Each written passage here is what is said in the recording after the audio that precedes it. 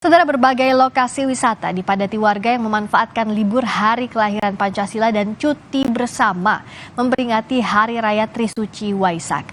Arus lalu lintas di kawasan wisata pun terpantau padat.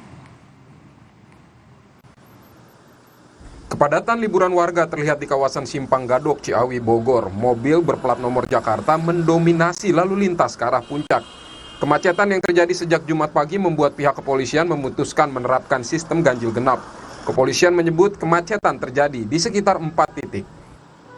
Jadi untuk di jalur puncak itu sendiri memang ada 4 titik yang memang titik fokus pengaturan. Itu ada di 1 Pasir Muncang, yang keduanya di Simpang Megamendung, yang ketiganya di Pasar Cisarua, yang keempatnya di sekitar Masjid Atta-Awun. Memang 4 titik itu, namun yang paling padat itu memang ada di Simpang Megamendung dan Pasar Cisarua. Banyaknya warga yang ingin berwisata di kawasan pegunungan juga membuat kawasan Lembang, Bandung macet. Bahkan jarak tempuh dari Bandung ke Lembang yang biasa ditempuh 1 jam menjadi 4 jam.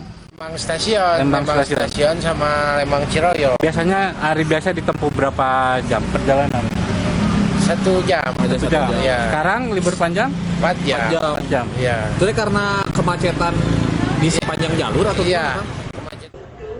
Ramainya pergerakan warga saat libur panjang juga tergambar di Bandara Internasional Soekarno-Hatta, Tangerang, Banten. Bandara Suta masih dipadati penumpang yang ingin berlibur ke sejumlah destinasi wisata domestik. Hari ini tercatat ada 900 lebih penerbangan dengan penumpang mencapai 110.000 orang. Kepadatan wisata di libur cuti bersama tampak di kawasan Ancol, Jakarta Utara. Warga menikmati waktu libur di kawasan pantai hingga dunia fantasi. Yang seru, senang. Menantang sih ya, Mbak. Iya. Soalnya tuh kalau liburan tuh pasti ke Dufan gitu. Iya, pasti. Karena kita punya annual pass kan. Ke Dufan mulu nggak pernah bosen. Iya, rekreasinya nggak kemana-mana lagi, udah Iya. Dufan aja. Ke Dufan aja.